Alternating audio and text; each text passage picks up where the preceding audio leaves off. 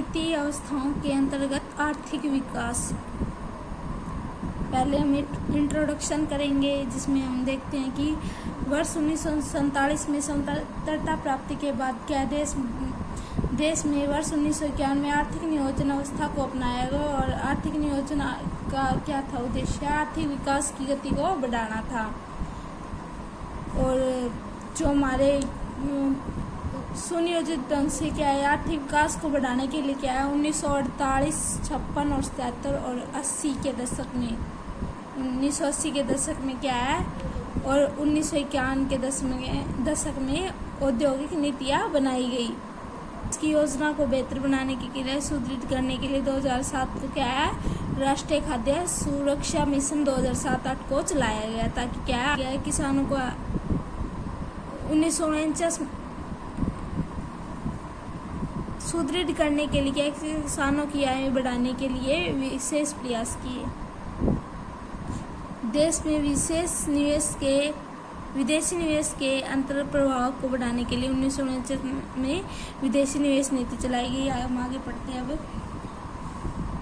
जो 52-53 है, विदेशी व्यापार नीति को सुदृढ़ करने के लिए 52-53 में क्या, उदार आयात नीति को अपनाया गया। और फिर क्या है, 1956 से 57 से प्रतिबंधात्मक आयात नीतियाँ बनाई गई। 1985 में आयात नीति व निर्यात नीति को अलग अलग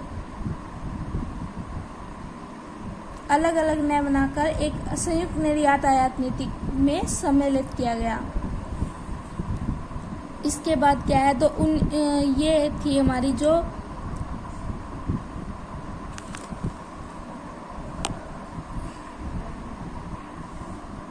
बाद में सरकार ने विभिन्न उदार विदेशी व्यापार नीतियाँ बनाई, जो थी 1997 की, 2097 से 2002 तक की, फिर 2002 से 7 तक की, और फिर 2004 से 9 तक की, फिर 2009 से 14 और फिर 2015 से 20 तक की आयात निर्यात नीतियाँ थी। फिर हम पढ़ते हैं इसमें क्या, तीव्र विकास के बारे में। तीव्र विकास क्या है, जब हमारा सकल घरेलू उत्पादन और राष्ट्रीय आय व प्रति व्यक्ति आय में तीव्र वृद्धि हो, तो उसे क्या कहते हैं हम, तीव्र विकास। समावेशी विकास का तात्पर्य आय असमानताओं व क्षेत्रीय असमानताओं में कमी से है, ताकि समाज के सभी वर्ग आर्थिक विकास से लाभान्वित हो। समावेशी विकास के अंतर्गत का तात्पर्य दीर्घकाल तक विकास की ऊंची दर को बनाए रखना है, ताकि लंबे समय तक क्या हमारा विकास होता रहे। इसे 2 रूपों में विभाजित किया है, ताकि क्या है, ये दीर्घकालीन विकास क्यों जरूरी है, पहले तो इसके बारे में हम चर्चा करें। ताकि क्या है, हमारी जो भावी पीढ़ियाँ जो हमारी के लिए इन संसाधनों को बचाकर रखा जा सके, जो हमारी आगे आने वाली पीढ़ियाँ उनके लिए। देश में आर्थिक विकास को बढ़ावा देने के लिए सरकार ने अपनाई गई आर्थिक नीतियों को मुख्य तौर पर 2 भागों में वर्गीकृत किया, 2 भागों में बांटा। यानी पहला हमारा आर्थिक सुधारों से पहले की अवधि में अपनाई गई आर्थिक नीतियाँ, यानी 1947 से 1991 तक, और दूसरा हमारा आर्थिक सुधारों के बाद की अवधि में अपनाई गई नीतियाँ, यानी 1991 से की आर्थिक नीतियाँ के बारे में। अब हम पहले पढ़ेंगे आर्थिक सुधारों से पूर्व की अवधि में अपनाई गई नीतियाँ, यानी 1947 से 1991। इसमें क्या है, इस नीति में क्या है, जो स्वतंत्रता के प्राप्ति के पश्चात बहुत सारे उद्योग, यानी 1948 में औद्योगिक नीति को अपनाया गया। वर्ष 1950 में योजना आयोग नीति की स्थापना की गई। और फिर क्या है, इसमें भौतिक पूंजी और मानवीय पूंजी को ध्यान में रखते हुए आर्थिक योजनाएं बनाई। और फिर पंचवर्षीय योजनाएं को लागू किया गया। पहली पंचवर्षीय योजना जैसे कि हमारी 1951 से 56 की, यह हमारी कृषि से संबंधित थी। आर्थिक सुधार से पूर्व की अवधि की प्रारंभिक अवस्था को सार्वजनिक क्षेत्र पर जोर दिया गया। फिर क्या है, सरकार ने औद्योगिक अधिनियम 1951 को 1951 को अपनाया। फिर एकाधिकार व प्रतिबंधात्मक व्यापार अधिनियम 1969 को लागू किया। प्रतिबंधात्मक व्यापार व्यवहार अधिनियम 1969 को पारित हुआ। विदेशी नियमन अधिनियम 1973 को पारित किया गया। और फिर क्या है, 1956 में औद्योगिक नीति को लागू किया, जिसमें क्या है 17 उद्योगों को सार्वजनिक क्षेत्र में आरक्षित रखा गया था। औद्योगिक नीति 1977 के अंतर्गत लघु और कुटीर उद्योगों का विकास पर जोर दिया गया, ताकि लघु और कुटीर उद्योगों का विकास हो सके।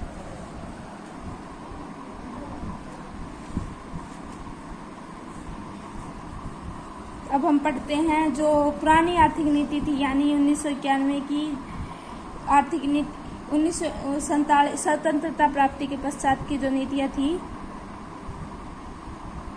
उसकी विशेषताएं। ये क्या थी, मिश्रित अर्थव्यवस्था थी। मिश्रित अर्थव्यवस्था का मतलब है, यानी इसमें क्या है, सार्वजनिक और निजी दोनों प्रकार के क्षेत्र को शामिल किया जाता है, अपनाया जाता है। यानी जो निजी जो प्राइवेट है और जो गवर्नमेंट है, दोनों क्या है इसमें साथ साथ काम करते हैं। वो क्या है, मिक्स्ड इकोनॉमिक्स। सेकंड पॉइंट हमारा सार्वजनिक क्षेत्र के अधिक महत्व, यानी more important of public sector के। इसमें क्या है, बहुत ज़्यादा इम्पोर्टेंट था ये सार्वजनिक क्षेत्र था, क्योंकि इसमें क्या है उद्योगों का विकास करना था, इनका उद्देश्य है।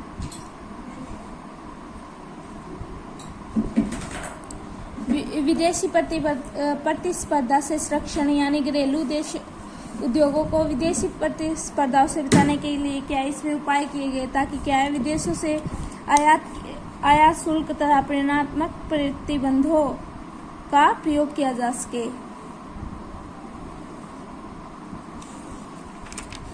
नेक्स्ट पॉइंट है हमारा निर्यात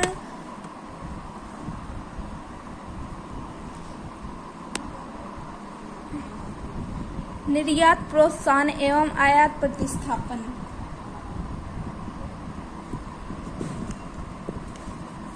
देश में निर्यातों को प्रोत्साहन करने के लिए क्या है, जो निर्यात की जाने वाली वस्तुओं उनके करों में छूट की गई, तो ऐसे निर्यात प्रोत्साहन किया गया। और आयात प्रतिस्थापन क्या होता है, जिसमें क्या है आयात की जाने वाली जो वस्तुएं का देश में ही उत्पादन किया जाए, जिसे विदेशों से उनका आयात ना करना पड़े।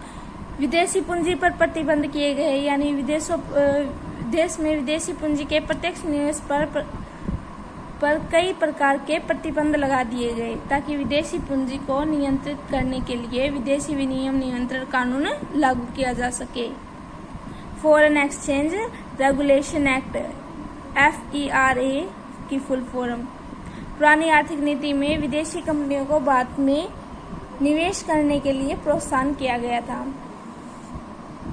स्थिर विनिमय दर, यानी फिक्स्ड रेट ऑफ एक्सचेंज। स्थिर विनिमय, यानी भारत में स्थिर विनिमय दर की नीति को अपनाया गया, यानी रिजर्व बैंक द्वारा जो रुपया की विनिमय दर को निर्धारित कर देता है, उसे विदेशी विनिमय प्राप्त करने वाले सभी लोगों को अपने विदेशी करेंसी, यानी रिजर्व बैंक को उसके द्वारा निर्धारित स्थिर विनिमय दर पर बेचनी पड़ती है। इस प्रकार जिन लोगों को विदेशी विनिमय की आवश्यकता होती है, तो वो क्या है, रिजर्व बैंक पर की स्थिर दर पर क्या है विदेशी विनिमय खरीदना पड़ता था। प्रभावी राजकोषीय नीति। राजकोषीय नीति से हमारा क्या अभिप्राय है, सरकार की आय और व्यय से होता है। सरकार की आय और व्यय नीति से है, जिसमें क्या है सरकार खर्च को पूरा करने के लिए क्या करती है, नए कर लगाए गए तथा वर्तमान करों की दर में वृद्धि की गई। घाटे की वित्तीय व्यवस्था को अपनाया गया, और क्या है सार्वजनिक ऋण व विदेशी ऋण लिए गए। अब हम पढ़ते हैं पुरानी आर्थिक नीति है जो हमारी पुरानी आर्थिक नीति के अंतर्गत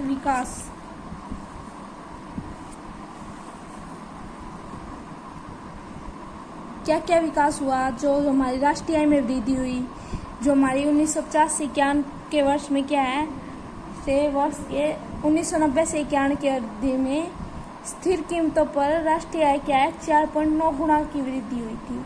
इन 4 दशकों में राष्ट्रीय आय में वृद्धि की दर बहुत कम थी।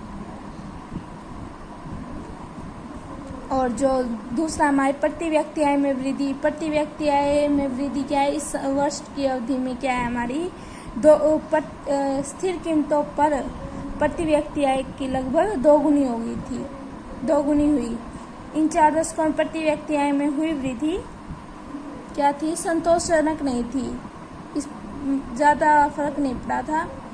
और जो हमारा तीसरा पॉइंट है सकल घरेलू उत्पाद का क्षेत्रीय विस्तार, जो हमारा सकल घरेलू उत्पाद के क्षेत्रीय वितरण से अभिप्राय विभिन्न आर्थिक यानी प्राथमिक क्षेत्र, द्वितीय और तृतीय क्षेत्र के सकल घरेलू उत्पाद में आनुपातिक योगदान से है।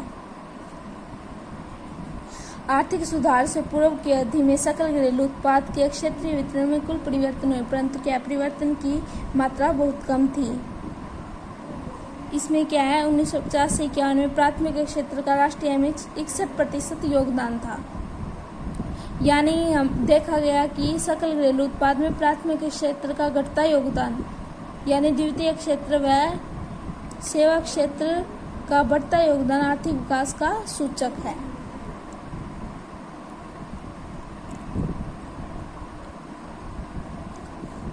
निर्यात में वृद्धि हुई, निर्यातों में बहुत सुधार हुआ, यानी निर्यात की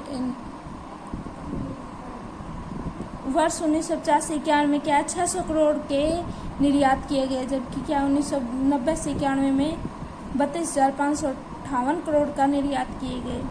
अधोसंरचना का विकास, जो हमारे आर्थिक सुधारों से पूर्व की अवधि में क्या है भौतिक व सामाजिक दोनों तरह के अधोसंरचना के विकास पर बहुत ध्यान दिया गया। औद्योगिक विकास, उद्योगों का विकास किया है, यानी दूसरे पंचवर्षीय योजना में आधारभूत व भारी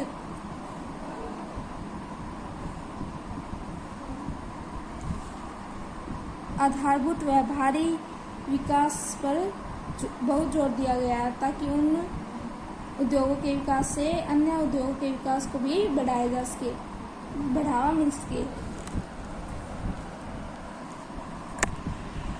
कृषि विकास, पुरानी आर्थिक नीति ने भाई क्या थी, वो कृषि पर अत्यधिक निर्भर थी। सेवा क्षेत्र का विकास हुआ, सेवा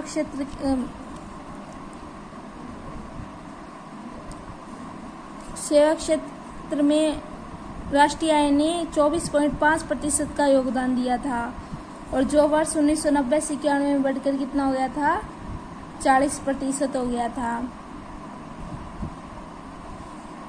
और निर्धनता में कमी आई थी, क्या था ये पंचवर्षीय योजनाओं का हमारी जो इकोनॉमिक्स, जो हमारी अर्थव्यवस्था है उस पर क्या प्रभाव पड़ा, क्या है निर्धनता में कमी आई। अन्य प्राप्तियां, यानी रोजगार में सृजन हुआ, विज्ञान व टेक्नोलॉजी का विकास हुआ, आय प्रतिस्थापन हुआ।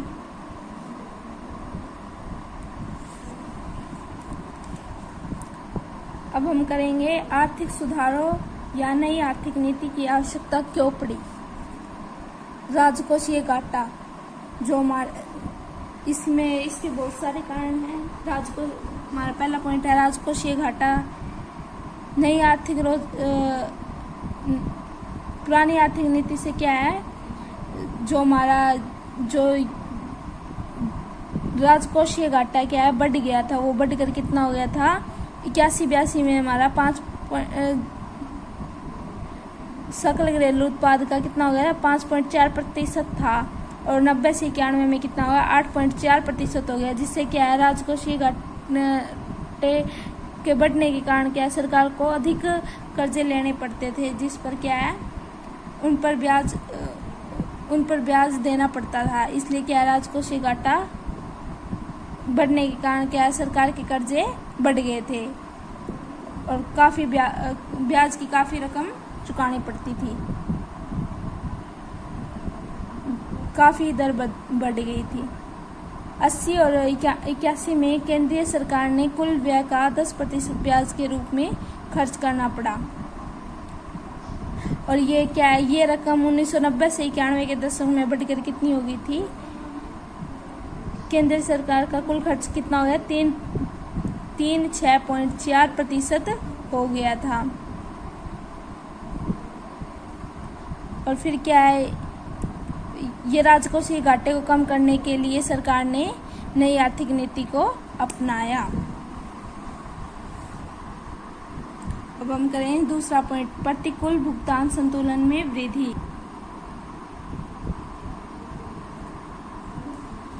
प्रतिकूल भुगतान संतुलन में वृद्धि वस्तुओं तथा सेवाओं को आयात करने के लिए क्या है, विदेशी विनिमय की आवश्यकता होती है। यह विदेशी विनिमय वस्तु और सेवाओं के निर्यात करके तथा विदेशी निवेश के अंतर प्रभाव से प्राप्त होती है।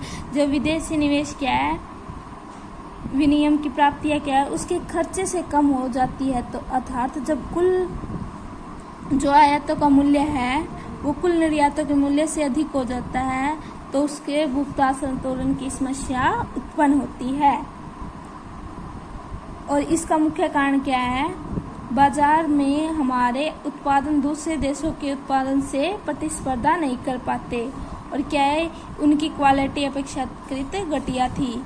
निर्यातों में होने वाली धीमी वृद्धि की तुलना में आयातों में बड़ी तेजी से वृद्धि हुई, जिससे क्या है, भुगतान संतुलन का घाटा बहुत अधिक बढ़ गया। यह हमारा कुल घाटा कितना हो गया था लास्ट तक? 17,367 करोड़ तक हो गया था।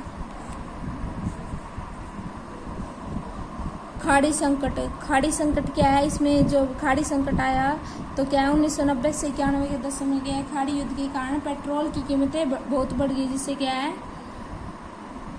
पेट्रोल की कीमतें बढ़ने से क्या है, भारत का आयात बिल बढ़ गया, और जिससे क्या है, भुगतान संतुलन पर बहुत अधिक प्रतिकूल प्रभाव पड़ा। और इससे क्या है, भुगतान संतुलन घाटा और भी बढ़ गया। विदेशी हुई यानी कीमतें कितनी हो गई थी, बढ़कर 10.3% हो गई थी। और इसमें क्या है, 1991 से पहले लगातार 3 वर्षों तक अच्छी मानसून के बावजूद खाद्य पदार्थों की कीमतों में काफ़ी वृद्धि हुई। और सार्वजनिक क्षेत्रों की सफलता, भारत के जो सार्वजनिक क्षेत्र के 1991 में केवल 5 उद्यम थे, जो 1990 से 91 में उनकी संख्या बढ़कर कितनी हो गई थी, 246।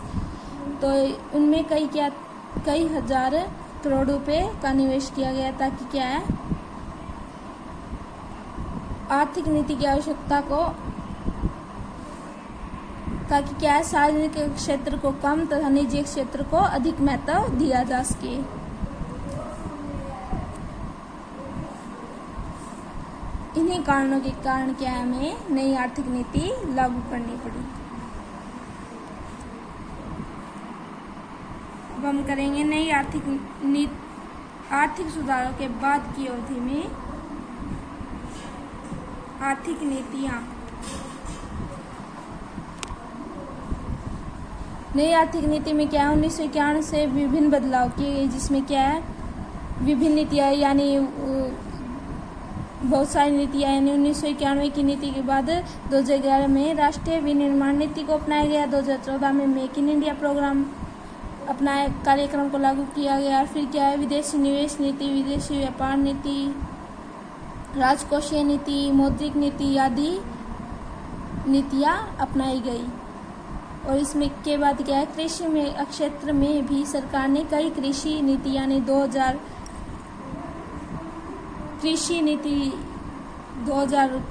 में अपनाई, राष्ट्रीय कृषि विकास योजना 2007, राष्ट्रीय खाद्य सुरक्षा मिशन 2007-08 आदि की घोषणा की। औद्योगिक क्षेत्र में आर्थिक नीति में परिवर्तन। औद्योगिक क्षेत्र में तीव्र विकास के लिए सरकार ने क्या है, विभिन्न नीतियाँ यानी औद्योगिक नीति, विदेशी व्यापार नीति, राजकोषीय नीति, मौद्रिक नीति, विदेशी निवेश नीति आदि को उदार बनाया। अब हम पढ़ेंगे इनके बारे में। ये जो नीतियाँ थी ये मैंने यहाँ पे बता दी है, इन्हीं के बारे में हम आगे चर्चा करेंगे। इन आर्थिक नीति परिवर्तन की चर्चा निम्नलिखित है, यानी जो सन 1991 की नई औद्योगिक नीति आई, पहले उसके बारे में ये कब आई। भारत की नई औद्योगिक नीति की घोषणा 24 जुलाई 1991 में की गई। इस नीति में क्या है, नियंत्रण को कम करने के लिए निजीकरण तथा वैश्वीकरण को बढ़ावा दिया गया। इसकी मुख्य विशेषताएं यहाँ पे है, जैसे आप वीडियो में देख सकते हैं। इससे क्या है, सार्वजनिक क्षेत्र का संकुचन किया गया और निजी क्षेत्र का विकास, ताकि क्या है, निजी क्षेत्र का भी विकास हो उसके। जो इसमें जो नए आर्थिक सुधारों में सार्वजनिक क्षेत्र का विस्तार न करने की नीति को अपनाया गया। और जो हमारे जो उद्योगों की संख्या 17 से कम करके 2 कर दी गई। जैसे इसमें कौन कौन से आते हैं, परमाणु ऊर्जा, रेल परिवहन की सार्वजनिक क्षेत्र के लिए सुरक्षित रखे गए। बस ये 2 है जो सार्वजनिक क्षेत्र के लिए सुरक्षित उद्योग है। पहले इनकी संख्या 17 थी, अब क्या है 2 कर दी गई है। एक तो परमाणु वाला हो गया, एक रेल वाला हो गया। और इसमें क्या है, जो सार्वजनिक क्षेत्र की बीमार इकाइयों को बंद कर दिया जाएगा। और इसमें क्या है, राष्ट्रीय नवीकरण फंड की स्थापना की गई। और निजीकरण या निजी क्षेत्र का विस्तार,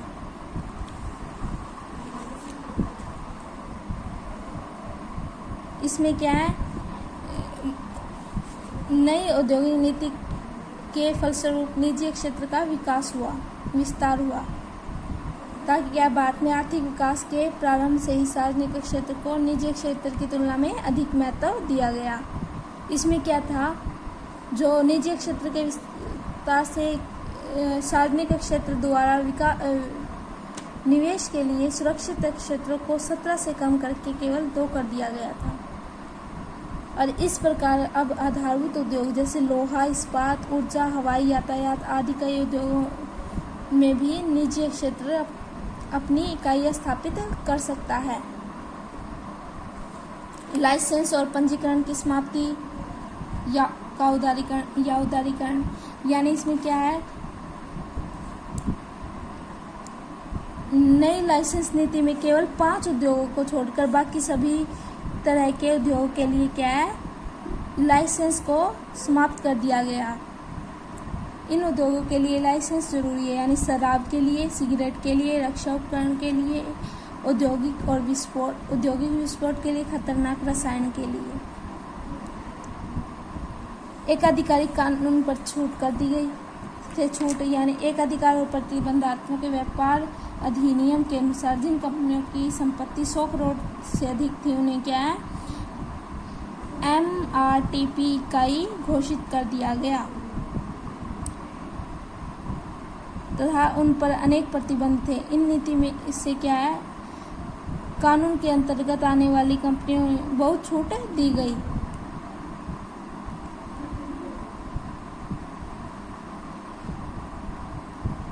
उन्हें अपना विस्तार करने के लिए स्वतंत्रता मिल गई और एक आधिकारिक कानून छूट लागू होने से के लिए निर्धारित पूंजी निवेश सीमा समाप्त कर दी गई।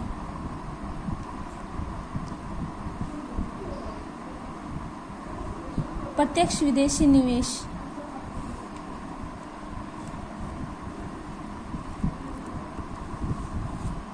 इस नीति के अनुसार विदेशी पूंजी निवेश की सीमा 40% से बढ़ाकर 100% कर दी गई।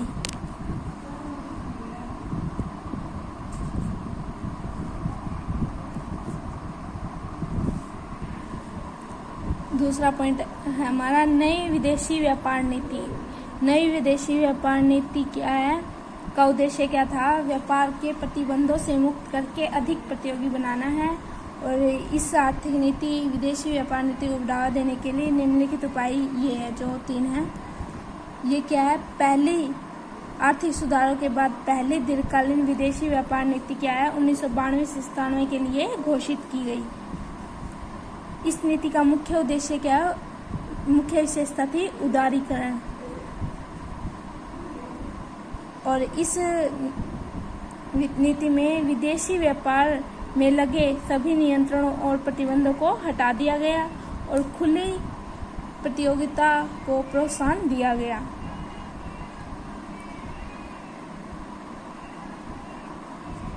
इसके बाद 2004 से 9, 2009 से 14 तक और 2015 से 20 की दीर्घकालीन निर्यात आयात नीतियां घोषित की गई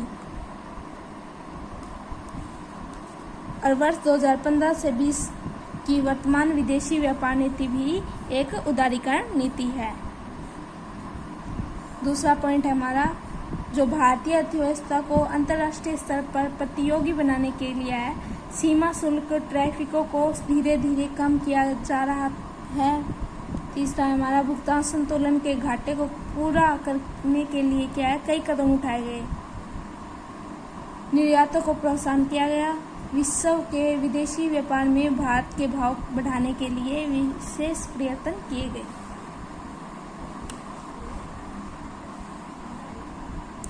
नई राजकोषीय नीति,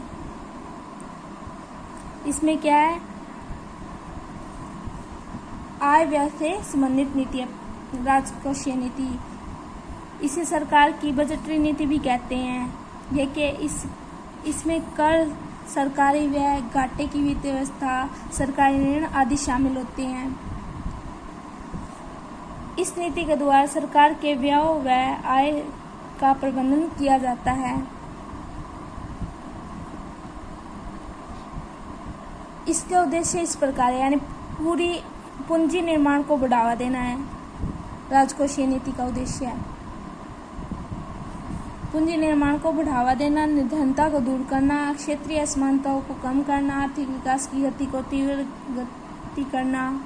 नई आर्थिक नीति में राजकोषीय नीति के लिए किए गए सुधार, पहला है कर दरों में कमी ताकि व्यवसाय इकाई कर चोरी के लिए हतोत्साहित हो। दूसरा है गैर विकासात्मक खर्चे में कमी कर जिससे बजटरी घाटे में कमी हो सके। तीसरा अनुदानों में कमी ताकि सरकारी व्यय में कमी हो। चौथा है विदेशी ऋणों पर निर्भरता में कमी। पांचवा है घाटे की वित्तीय व्यवस्था को कम करना। छठा है हमारा कर संबंधी नियमों को सरल बनाना ताकि करों के ढांचे में सुधार किया जा सके, ताकि करों की वसूली में सुधार हो।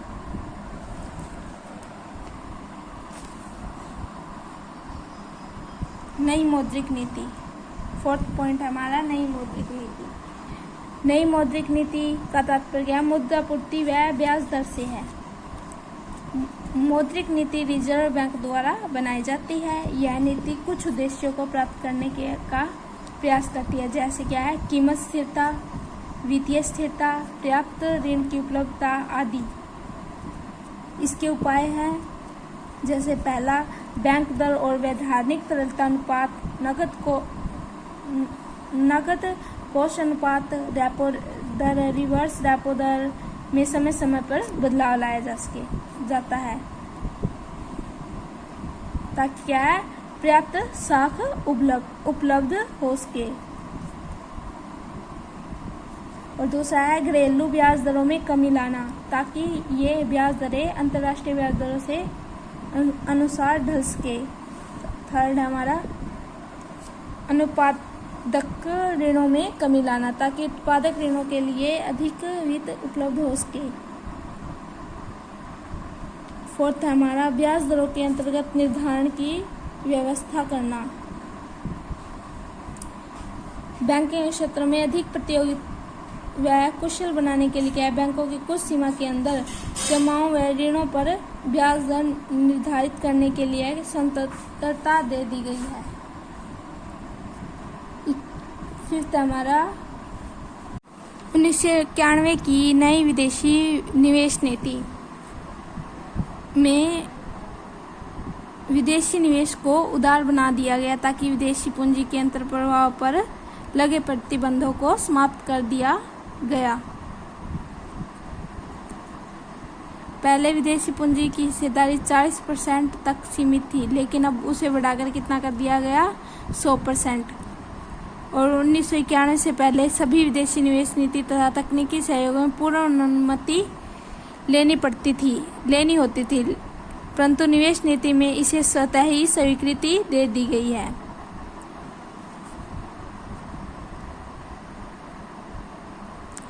पहले विदेशी पूंजी का प्रयोग पूंजीगत वस्तुओं के निर्माण तथा उच्च प्राथमिकताओं वाले उद्योगों तक सीमित था, लेकिन अब क्या है, यह लगभग हर तरह के उद्योगों के लिए खुली छूट दे दी गई है।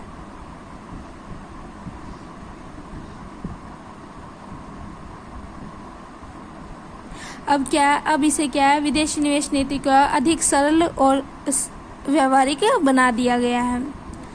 छठा पॉइंट हमारा, राष्ट्रीय विनिर्माण नीति 2011 को अपनाई गई।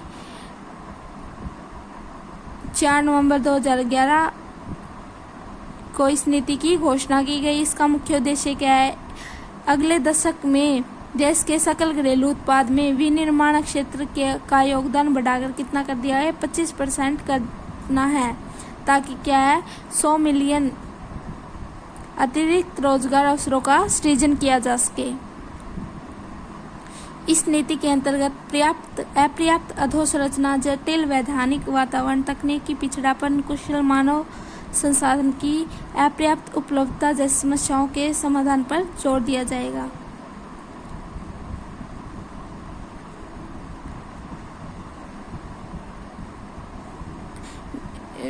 निर्माण क्षेत्र देश में आर्थिक विकास में बहुत ही महत्वपूर्ण भूमिका निभाता है, जैसे कि रोजगार सृजन में, निर्यात संवर्धन में, सकल घरेलू उत्पाद में वृद्धि, आयात में कमी जैसे कुछ पॉइंट है। अब हम करते हैं make in India program. Make in India program की शुरुआत अगस्त 2014 से यह कार्यक्रम चलाया गया। इस कार्यक्रम का उद्देश्य क्या था, भारत को विश्व में विनिर्माण केंद्र के रूप में विकसित करना है। माननीय प्रधानमंत्री श्री नरेंद्र मोदी ने क्या इसे विश्व के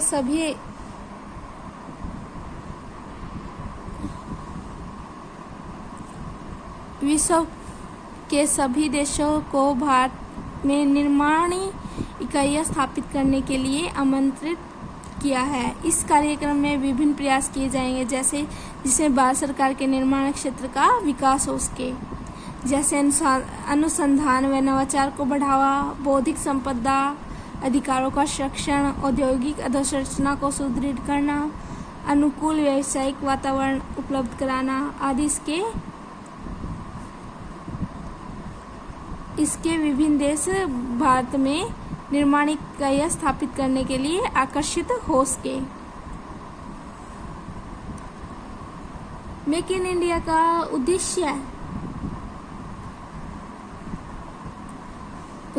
इसका उद्देश्य क्या है, इससे भारतीय विनिर्माण क्षेत्र में 12 से 14% प्रति वर्ष की विकास दर लाना है। वर्ष 2022 तक भारतीय विनिर्माण क्षेत्र सकल घरेलू उत्पाद में योगदान को बढ़ाकर कम से कम 25% करना है। और दूसरा पॉइंट है, वर्ष 2022 के अंत तक विनिर्माण क्षेत्र में 100 मिलियन अतिरिक्त रोजगार अवसरों का सृजन किया जा सके।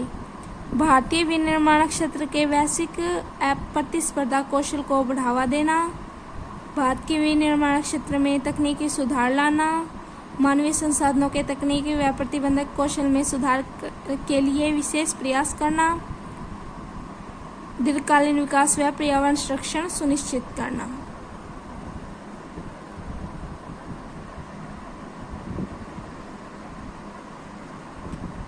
अब हम करेंगे नई आर्थिक नीति के अंतर्गत विकास। राष्ट्रीय आय में वृद्धि। नई आर्थिक सुधारों के परिणाम स्वरूप राष्ट्रीय आय में अत्यधिक वृद्धि हुई। यह 1990 से 91 के दशक से वर्ष 2018 से 19 तक की अवधि में राष्ट्रीय आय में 9.1 गुना की वृद्धि हुई, जो 3 दशकों में राष्ट्रीय आय में वृद्धि की दर से बहुत अच्छी रही। दूसरा है प्रति व्यक्ति आय में वृद्धि। यह 90 से 91 में प्रति व्यक्ति आय 11,535 थी। वह वर्ष 2018 में 92,085 हो गई थी और यह अब बढ़कर 3 दशकों में प्रति व्यक्ति आय बढ़कर लगभग 8 गुना हुई है, यानी प्रति व्यक्ति आय में तेजी से वृद्धि हुई। नई आर्थिक नीति से बहुत विकास हुआ। थर्ड है सकल घरेलू उत्पाद के क्षेत्रीय वितरण में परिवर्तन। निर्यातों में वृद्धि, अधोसंरचना का विकास, सेवा क्षेत्र का विकास हुआ, कृषि का विकास हुआ, औद्योगिकों का विकास हुआ, निर्धनता में कमी, विदेशी प्रत्यक्ष निवेश के अंतर्गत अंतर प्रवाह में वृद्धि, अन्य प्राप्तियां यानी मुद्रास्फीति का नियंत्रण, राजकोषीय घाटे, विज्ञान एवं टेक्नोलॉजी का विकास, क्षेत्रीय समानताओं में कमी, विदेशी कॉमर्शियल ऋणों। ये हमारे इसके क्वेश्चन है।